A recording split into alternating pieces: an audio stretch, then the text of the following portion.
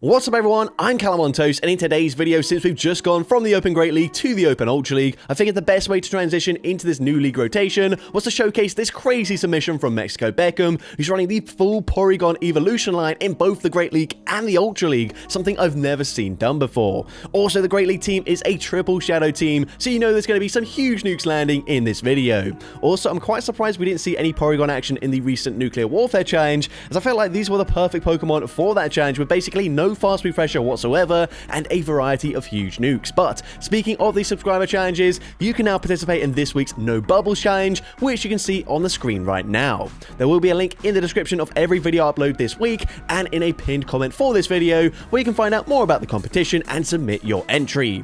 Now, unlike in recent weeks, you have the option to participate in both the Ultra League and the Spring Cup, so choose wisely. With that being said, let's get into the question of the day. Are there any other full evolution lines that you think could be used across multiple different leagues? Let me know in the comment section down below and maybe I can make it happen. But with that being said, let's get into the battles now. Alright, so heading into the first battle in Shadow Porygon Z into a Serperior. So of course we've got Blizzard for coverage up against the Serperior. However, we are going to try and swap and catch the charge move. It does not work out for us. The opponent does full send the Frenzy Plant there. We're now going to overfarm, farming up to the potential Blizzard, baiting with a Tri-Attack. Tri-Attack is going to be no shielded by the opponent, but it does drop their attack and their defense, and we are successful in the catch this time around. Huge for us. We're able to catch the Aerial Ace onto our Shadow Porygon. The opponent comes in with a Lapras. Now, unfortunately, we are on Charge Beam. Quick Attack is a unobtainable legacy move there, or you could also run Tackle. We're opting for Charge Beam, but either way, we're able to reach a Discharge, win CMP. Sparkling Aria takes us out there, but that's okay.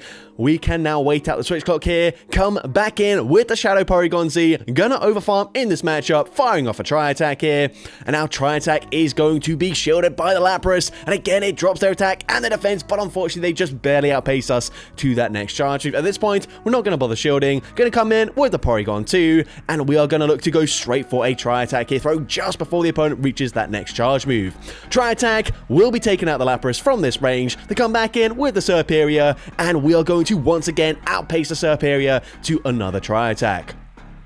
Tri-Attack, also no shielded, we get the KO there, and their final Pokemon is a Mandibuzz. Now, of course, we've got Zap Cannon for coverage here. We are going to shield the first move. The opponent does bait with an Aerial Ace. Honestly, Aerial Ace would get us fairly low, but we are full sending Zap Cannon right off the bat here, and Zap Cannon is not respected. It gets the one-shot up against the incredibly bulky Mandibuzz, and we're able to take that game. Into the next battle, we see a Swalot in the lead, so we are going to stay in this matchup here. The opponent is going to fire off a charge move straight away, so we're going to no shield. The opponent goes for Sludge. That does huge damage considering Swalot is a very bulky Pokemon. At this point, we're only reaching one move. Might as well full send the Blizzard, but it does get shielded by the opponent. We don't swap out there. We don't really want to give up switch advantage just for the sake of avoiding one fast moves there worth of energy. So we come in with the Porygon. We're going to no shield Sludge. We're able to tank that a lot more comfortably on the Porygon. However, still a second Sludge will be taking us out. We can go for Discharge. Unfortunately, that is no shielded. That really does not do much damage whatsoever. At this point, just going to fully sacrifice the Porygon. Sludge takes us out there. We can come in with the Porygon 2. We've still got 2 shields here, and we're going to have to start using them. So we're going to shield up the Sludge here from this Swalot. Swalot's still fairly healthy, but hopefully a Tri-Attack will just about be enough damage to get the KO from this range. So we go for the Tri-Attack, and it does take out the Swalot. Again, they come in with a Mandibuzz. So again, we are going to full send the Zap Cannon here. Do they respect the damage this time around?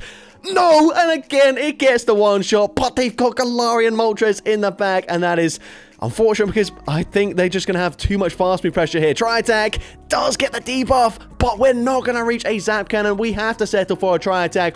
They have debuffed their defense there, but Tri-Attack doesn't quite get the KO there, and unfortunately, we do lose that game. But into the next battle, we see a Shadow Alolan Ninetales in the lead. They are on Powder Snow, so a lot better for us. Charm, honestly, would absolutely tear us apart, but we are going to shield the first charge move here, as the opponent does fire off the Weather Ball, of course. We've got Blizzard, that is resisted damage. However, we do overfarm considerably, and we could be running any sort of nuke charge move here. So Tri Attack does grab a shield, and again it drops their attack and their defense. At this point, happy to let Porygon Z go down. Weather Ball, despite being debuffed, still easily takes us out there. We're going to come in, and the opponent comes in with a Shadow for Alligator. So of course, these charge beams hitting for super effective damage. The opponent fires off the Hydro Cannon. That does big damage, but we're able to tank it. Go for one extra charge beam, fire off the discharge. Discharge gets the KO up against for Alligator, and we are going to swap out immediately into our Porygon 2. The opponent comes in with a Shadow Swampert here, so this is going to be actually quite tricky for us. We are going to shield in this matchup.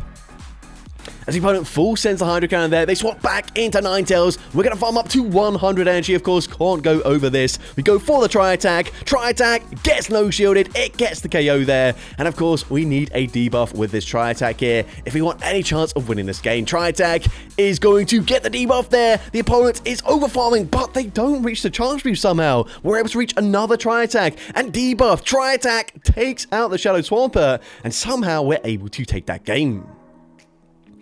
Into next battle, we see a Clodsire in the lead, so please let us land a Blizzard in this matchup here. We are committing to the Blizzard, but they just barely outpaced us by one turn. Shadow Porygon Z kind of needs to shield everything there. They do go for a Stone Edge, but that's okay. We can now full send the Blizzard. Blizzard is not respected. It gets the one shot. That is so satisfying to see. And the opponent comes in with a Guzzlord. They've just seen the Blizzard. We're not reaching it this time around, but the opponent probably going to have to respect the damage here. Tri Attack grabs the shield, and again, we get the attack and defense drop. Very nice for us. At this point, unfortunately, Porygon not going to have the best matchup here.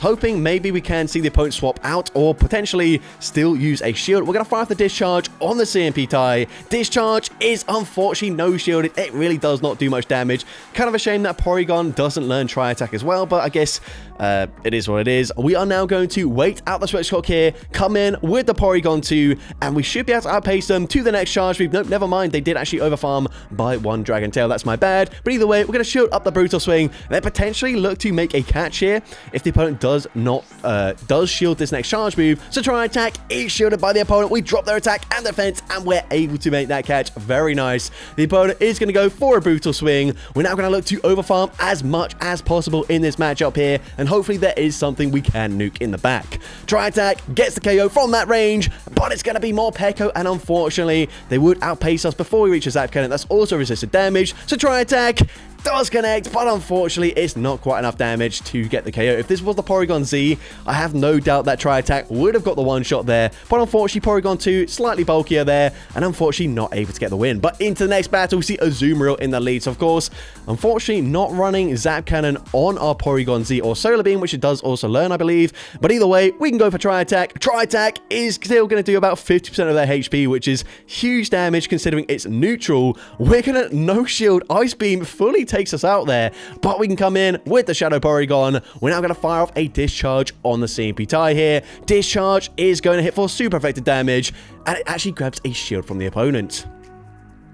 At this point, we're going to no-shield. Ice Beam does connect, but we do tank it on the Porygon, and we can fire off a Discharge straight away. Now, Discharge from this range is actually going to grab the final shield from the opponent, so we swap out there, preserving the HP on that Porygon, maybe looking to use it as a sacrificial swap. We come in with the Porygon 2, and honestly, I would not mind committing both shields and then just going for a full lock-on farm down. It looks like we're doing exactly that. So at this point, of course, I'm going to shield up the next Ice Beam there. The opponent allowing us to farm them down, and we do get that farm down there. Let's see, the opponent comes in with a Mandibuzz, and once again, we're going straight for Zap Cannon. Zap Cannon doesn't quite get the one shot this time around, but it puts them into perfect lock-on farm down range, and their final Pokemon, a Galarian Corsola. Now, this is a little bit tricky for us. Zap Cannon will not be enough damage to get the KO, and of course, they will resist the Tri Attack, so we're going to swap, catch the charge move onto our Porygon. Perfect play there. Nightshade is going to get the KO despite being resisted, and now we can commit to a second Zap Cannon. Honestly, I thought maybe we'd go for a full undercharge,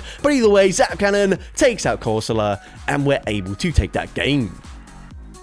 Now going into the Ultra League, and we do have a 100% IV level 50 Porygon with Dragon Hidden Power, which is very cool to see. We are going to see, obviously, Porygon 2 in the lead this time around, still running Zap Cannon. We're going to bait, though, with a Tri Attack here, and Tri Attack is going to be shielded by the Feraligatr. We don't get the debuff, but we should just barely live a Hydro Cannon from this range, and maybe still reach a Zap Cannon anyway. So we are committing to the Zap Cannon, and we will get there in time. We are full sending it this time around. Zap Cannon is going to get the one-shot up against Feraligatr, and they come in with a Guzzlord.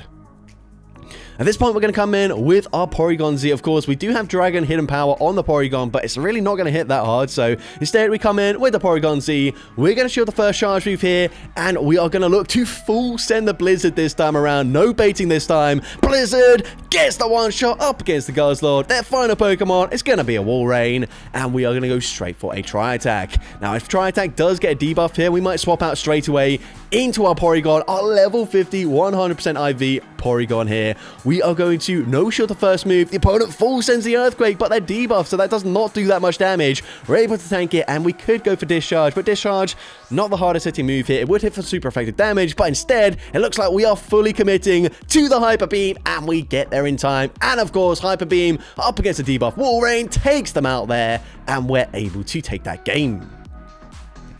Into next battle, Porygon 2 into Kyogre. Is this the Master League? What the heck's going on here? We are going to see the opponent's going to stay in with their Kyogre. We're going straight for Tri-Attack. Kyogre very glassy in both the Great League and the Ultra League, so actually they took that a lot more comfortably than I was expecting. But we're now going to come in with our Porygon. We are definitely going to shield this. The opponent full sends a Thunder there, which is very interesting, before swapping into a Skeleturge. We go for 3 Dragon Hidden Powers there, fire off the Discharge. Discharge is going to be shielded by the Skeleturge, and they will just barely outpace us to that next charge move. At this point, they go for a Crunch there, which is very interesting. I don't really know why you would run Crunch, but either way, we're going for Discharge number 2, and we grab the final shield from the opponent. Discharge really wouldn't do that much damage, so that's great for us. We can now come in with our Porygon 2, and honestly, I'd probably no-shield this after seeing Crunch, but we're going to shield, and it's actually a Blast Burn, so that is definitely a good shield usage there. And now we can farm up to 100 energy, fire off the Zap Cannon here. Zap Cannon actually does not get the KO, but maybe that might be even better for us, as now we can come in with the Porygon Z. They full send the Blast Burn, and we can go for a very aggressive lock-on farm down, coming out close to a Blizzard. They come in with a Sceptile. We over-farm here. Blizzard will, of course, be enough damage to one-shot the Sceptile, and they come back in with Kyogre. We're able to outpace them to a Tri-Attack.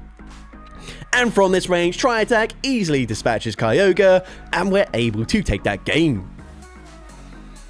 So into the next battle, a much more usual lead to see here, as we see a Shadow Feraligatr, and we are going to no-shield the first charge move once again. Porygon 2 is the bulkiest Pokemon on this team. They go for the Hydro Cannon. We're actually not going to live a second Hydro Cannon, so we're actually just going to full send the Zap Cannon, and Zap Cannon is not respected once again. It gets the one-shot up against the Feraligatr, but they come in with a Giratina. Now, of course, Dragon Hidden Power is good in this matchup, but you can see it really does not do much damage. I would like to see in the future a buff to Hidden Power, maybe just like +1 to the energy generation or something like that, or maybe to the damage, but just some way to make it just ever so slightly more viable, because at the moment it's just completely useless, apart from like very specific metas where like a Pokemon is going to be double weak to a certain typing, where Hidden Power is like the only coverage move that any Pokemon learned in that meta. But either way, at this point we're not going to reach there's no point, what the heck's going on, there's no point staying in here and shielding, because it's only the Hidden Powers that are hitting for super effective damage.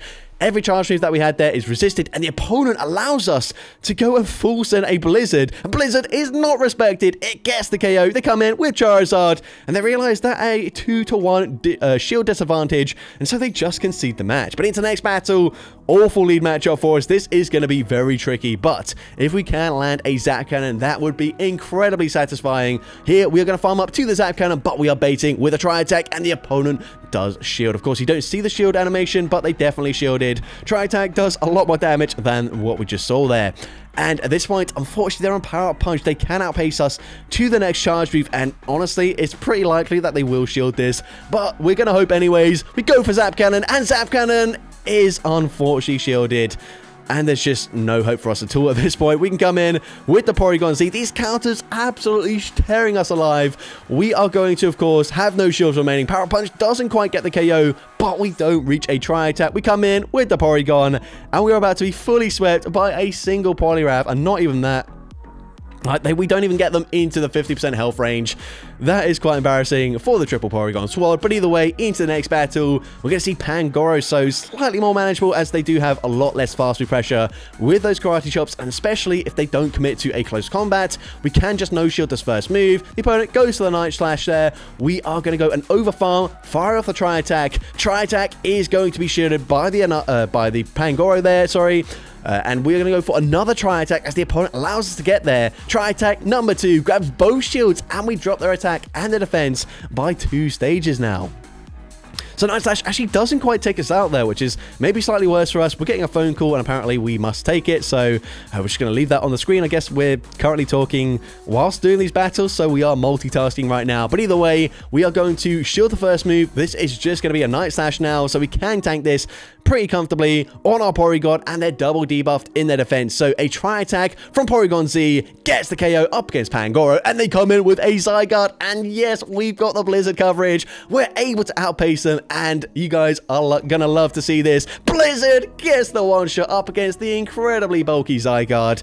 But it's not over yet. We come in with our Porygon, and they've got Feraligatr in the back. Now, if we're on Charge Beam, I think this is just game over. But unfortunately, Hidden Power's Energy Generation is absolutely awful. So I don't even know if we're going to reach a Hyper Beam here. But we're going to shield anyways. Use our final shield. And can we get there in time? It's going to be close. But yes, we're just barely able to reach the Hyper Beam before they reach Hydro Cannon number 3. And it gets their one-shot up against Feraligatr. And we're able to take that game. So that's going to be it for today's video. If you did enjoy it, please make sure you leave a like, leave a comment letting me know, and as well, don't forget to respond to the question of the day if you haven't done so already. And if you want to see more content like this in the future, make sure you hit that subscribe button and turn on post notifications. That way you'll be notified whenever I upload a new video. And if you want to take your support even further, you can now become a channel member with perks including early access to new videos, shoutouts at the end of each video, custom loyalty badges, and custom emojis to use in the comments. I want to say a massive thank you to everyone that has already become a channel member. Your support is greatly appreciated, and with that being said, thank you all so much for watching today's video, and I hope you have a great rest of your day.